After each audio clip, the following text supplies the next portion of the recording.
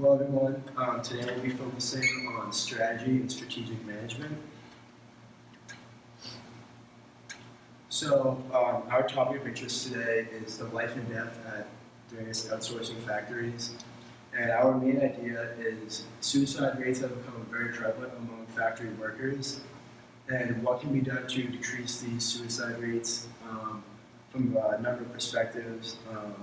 Some other questions we'd like you to think about as we go through this presentation are: what ethical responsibilities do the firms have when they make outsourcing contracts with foreign plants? Additionally, whose responsibility is it to make sure that these workers get proper treatment? And lastly, what should we focus on as consumers? Should we stop purchasing from these companies?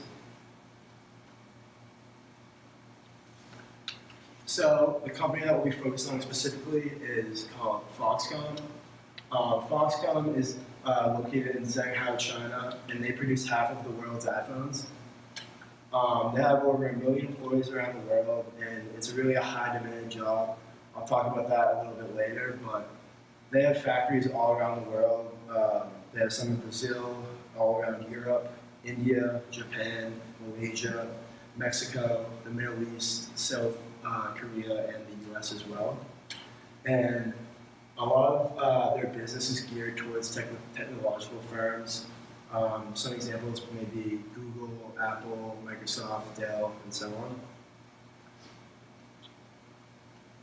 And this is just a picture of Foxconn over in Shanghai, China. That's the factory.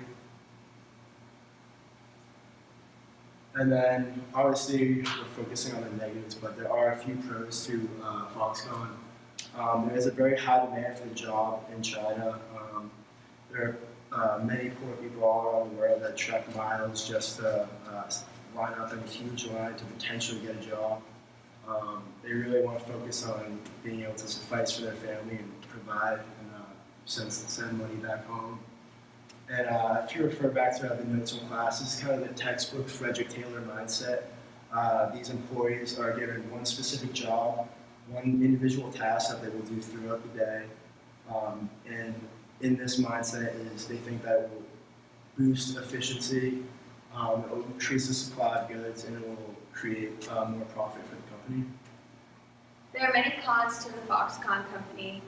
One of the major ones is their minimum wage. Now, if you think about the North Carolina minimum wage, is about $7.50 per hour, but over at Foxconn, it's about $1.75 an hour. And what's interesting is at Foxconn, they work about 12 hours a day, or they work in 12-hour shifts with a 1-hour meal break. Whereas in North Carolina, people usually work a 9 to 5, or they'll work a night shift for about 8 hours. So you can definitely see the difference between the two working conditions.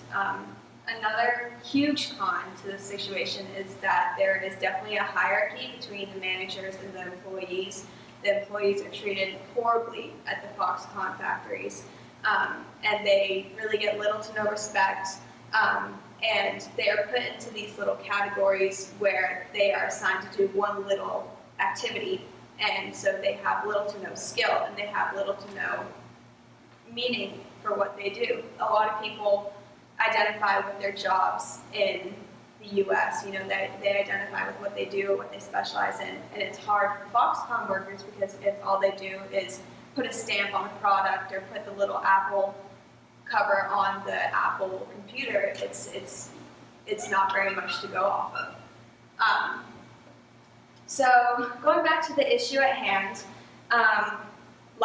between 2010 and 2017, about 14 of the million people employed by Foxconn committed suicide. And so they got a lot of criticism by labor activists saying that they were working way too long hours, their minimum wage was out of control, and that they weren't being paid for overtime. So this has been a huge issue. The workers say they felt dehumanized and underappreciated. And one of the workers even said, "I do the same thing every day. I have no future." And kind of going back to what I said, I mean, if you go in for dozens of hours, or a dozen hours, or 16 hours a day, and work at this factory and do the same thing for 16 hours, I mean, these people really don't see themselves going anywhere. And also, job replacement is so huge. If someone were to mess up or to, cause any commotion, they could easily get fired and be replaced like in an instant because so many people want to work for Foxconn. And again, the improper treatment from management has always been a big issue. There's definitely some sort of hierarchy of control and whatnot in that system. So, according to Business Insider, they interviewed 4 different workers from Foxconn, and they compiled this schedule together, and it's wake up at 6:30 and then head to the factory around 7. And they would eat breakfast and start working around 8. And then they would take about an hour for lunch, but some people would eat at their station or they would go out for lunch because the food at the venue was really horrible. It'd usually be like meat and rice, and they would have to pay for the food.